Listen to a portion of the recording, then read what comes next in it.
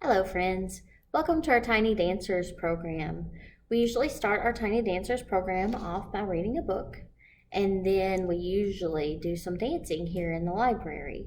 But because we can't be in the library right now to do programs, we're going to do it all online.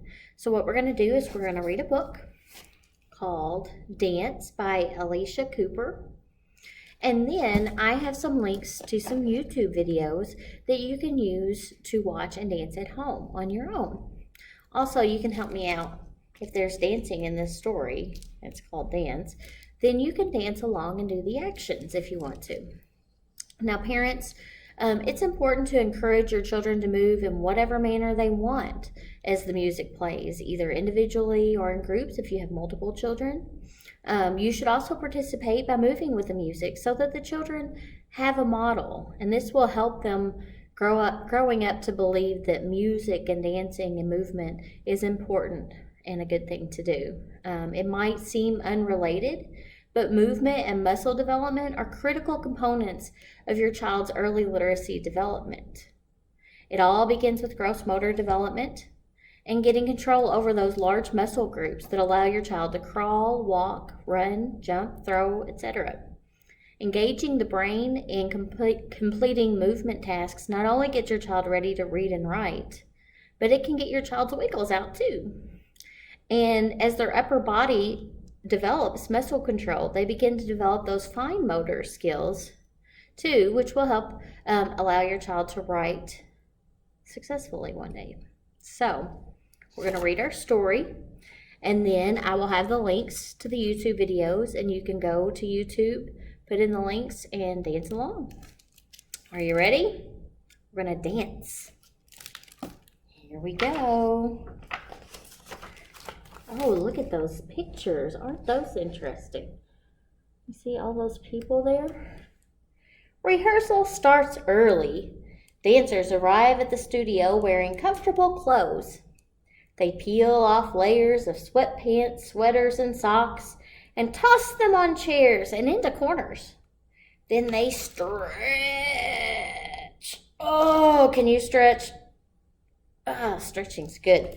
One of the dancers groans. Needs to stretching. The studio has windows on one side, mirrors on the other three, a piano. The dance company will rehearse in the studio before performing at the nearby theater. Opening night is 4 weeks away. The dancers warm up at the bar and wait for the choreographer. The choreographer is the person that makes up the dance. Their feet squeak on the floor, and it sounds as if they're scrubbing it clean. Have you ever heard that noise before? Where your feet squeak on the floor? Oh, look at those dancers moving. Look at them there. The choreographer bursts through the studio door. He greets, he kisses, he gathers the company and tells them his ideas for the dance. He demonstrates, and the dancers follow, imitating his big moves with little moves of his own. Big movements and little movements. The choreographer makes up some of the dance as he goes. He talks the whole time. Every word he says has an exclamation point. He's very excited.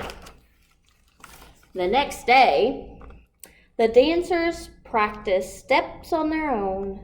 They look at their feet in the mirror as they move. The choreographer stands on to the side and claps as he counts, and 1, and 2, and jump, and yes.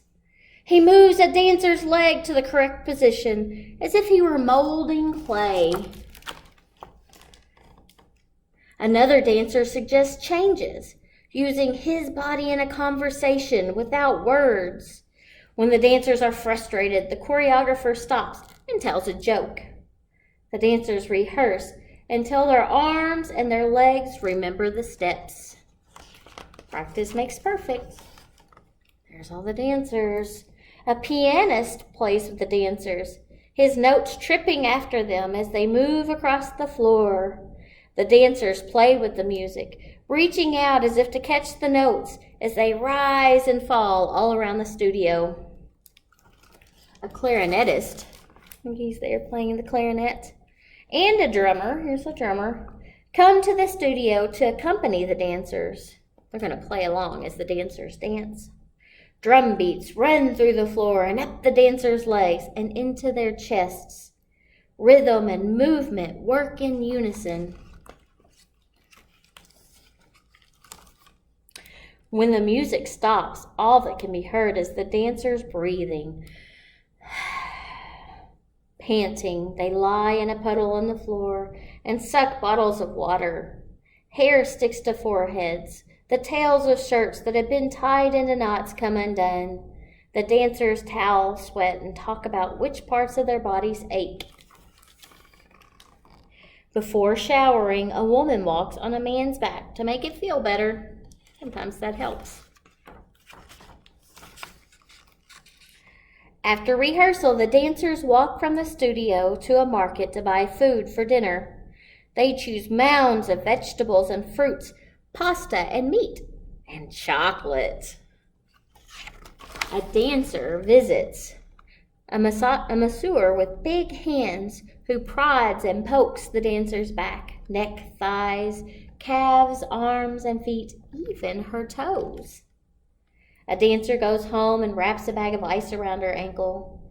Calluses and blisters cover her feet, and her feet aren't pretty. Another dancer takes a hot bath. In the following days, the dancers repeat steps over and over again. One dancer leaps into the air and takes a second for her to land. Another dancer holds up the sky, pushes down the ground. He lifts himself up with one hand, and his back muscles ripple. A dancer turns and cradles the air between his arms. When he dances lightly, it takes the most strength of all. One dancer is so flexible, she can touch the top of her head with both of her big toes. Her spine curves, and she touches her nose to her belly button. A dancer dances with his hands, watching them as if they weren't his, as if they were surprised to find 5 fingers at the end of each arm. A dancer twists, and sometimes it's hard to tell which body part is attached to which part of the body. She's becoming letters in the alphabet down there. She does look like letters of the alphabet. In the last weeks, dancers practiced lifts and jumps. A man and a woman duet. He thrusts her into the air as his feet shuffle for balance. She walks up the front of his body. You're right there. She's walking up the front of his body. He tosses her over his shoulders like a rug. 2 bodies work as one. The dance is almost ready. Oh, here's the theater. There's the theater. The dance company moves to the theater. The box office sits between the front doors. Above the box office are clean and bright white lights and the marquee on which a theater worker hangs black letters. The box office is where you buy tickets to go see the dance. Backstage, there are mops, fans, boxes, trash cans, stools, rags, the door to the dressing room, the rope for the red curtain, a theater worker climbing a ladder to adjust the lights. Duct tape holds everything together.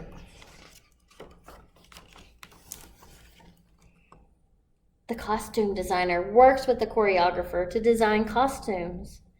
A dancer tries one on, and the designer circles her with a mouthful of pins. The dancer's feet poke out from under the dress. When her dress fits, the dancer leaps into the air, testing it until it feels like a second skin. Oh, look at this page. This is different. Lights point in every direction. Plastic sheets of red, blue, and green cover the lights and change their color. Glow-in-the-dark tape marks the floor, so dancers can find their places in the dark. Shadows accompany them in the dress rehearsal room. Oh, let's start it this way. The shadows go off on their own and climb the walls if the light catches the dancers in a certain way, and leap when a dancer leaps. They crouch when a dancer crouches. After the last dress rehearsal, the dancers meet with the choreographer. He holds a pad of paper and gives final notes and suggestions. The dancers sprawl on the floor and listen. There is motion even in their stillness. At the end of the meeting, the dancers practice their bows. After that, they play and they glump. They pretend they are storks looking for fish, tortoises returning to sea, or bears running downhill. And then they go home to rest. It's almost time for the performance. The dance company orders tickets and programs, posters for subways and buses, advertisements for newspapers and magazines. In the program, the dancers mention the schools they went to, people who helped them. They write about themselves in the third person. She wishes to thank her dog. The choreographer buys flowers to give to the dancers after the performance. Opening night. A crowd forms outside the theater, bustling for tickets. The dancers gather backstage.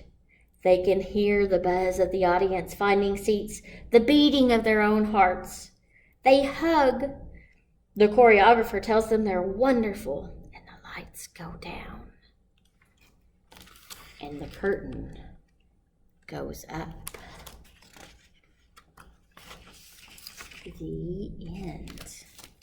Good job, everyone. I'm glad that you listened to that story. I really like that. This is a book that is in the nonfiction section. The call number is J792.8 COOP. That is where you might find other nonfiction books about dance. So, now it's time for me to say goodbye. And if you'd like to continue participating in this program, you can go to the YouTube links that are provided and you can dance on your own. And I look forward to seeing you soon. Next Tuesday, we will be having our Little Leonardo's program. It is our art program for children 5 and younger. And we will be posting another video for that. We'll be doing story time, and we look forward to seeing you then. Bye-bye.